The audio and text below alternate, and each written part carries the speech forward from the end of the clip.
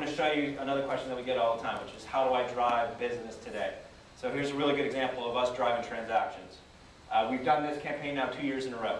So this year we did it with Virgin, and last year we did it with Virgin. Just the difference was that they contributed some to charity, and charities were different each year. So this promotion was called Fly Forward, Give Back.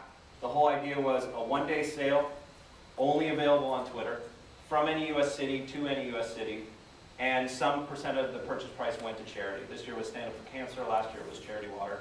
That last part was some of the things that we think got to drive huge retweet volumes as a component of it.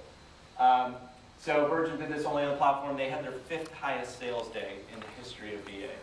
So that was this year. Last year we did it again, and it had similar results, actually the 4th highest sales day in the history of VA last year. And in fact, last year, this is a screenshot from Ad Age, their CMO at the time, poor Gail, she's since left, came out and said that Twitter and social media are even more important to them as a marketing vehicle than TV. Pretty compelling that a CMO would say that. We've done other products. So here's a promotion that we did with Paramount recently in June to launch the movie Super 8. So Paramount came to us and they said, look, we've got an interesting business problem / opportunity. Super 8's an amazing movie. It's Steven Spielberg, J.J. Abrams, right? 2 amazing people bringing it together. The test marketing of the film, so the test audiences that go to see the film, love it. It kills. The problem is we're like a week away from launching this in theaters, and it's not getting enough buzz. We'd like to generate more buzz about opening day weekend. I used to work at a studio. As was mentioned, I worked at Fox for about 13 years.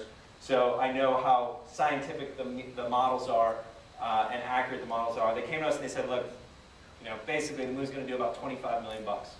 So we'd love your help, Twitter, in trying to figure out some way to drive a word-of-mouth campaign at scale to help drive box office results. A tough problem initially to think about, but here's what we decided to do. So Paramount actually came up with this idea. What they decided to do was open the film a day early in 300 locations across the US, only for people on Twitter. Unlike the Virgin America example where I showed you an incentive, you got a discount, it was donated, some percentage was donated to charity, but there was a huge price discount in order to make the purchase. Full rate. So in order to go see the movie, you still had to pay full purchase price for the film. So the only thing that they were offering here was exclusive access. We sold over $1 million tickets in a couple of hours, so we got over 100,000 people to go out and see the film.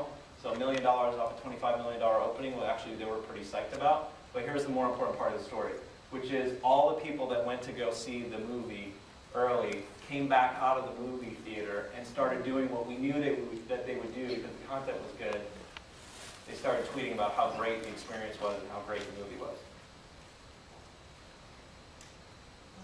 So much so that it led to huge business results. They were supposed to do $25 million at the box office. They ended up doing $37 million for opening day weekend, another $1 million from us on the sneak peek, so 38. So that almost 50% lift in business results. Paramount's chairman, Rob Moore, came out and said, that lift ultimately helped drive box office results for us. So we already know we've got incredible engagement. The story here is that engagement leads to business outcomes, which is pretty fascinating. A special relationship with TV, because the platform's so mobile, increasingly when people actually watch TV programs, they have a mobile device on them. Increasingly, they're tweeting about what they see, or they're consuming tweets about what's happening on TV. So I don't know how many people watched the Emmys this weekend, but we did something neat in the Emmys with one of the advertisers and also with the broadcasters themselves. Jane, who comes out and does the sort of preamble skit and dance, goes through and actually notices that there's a brand in the audience. And so in TV, the brand integration that you're going to see here is they pose for a picture together and then they tweet out that picture. So I'm going to show you what happened on TV and then I'll show you what we did behind the scenes. Who here loves television?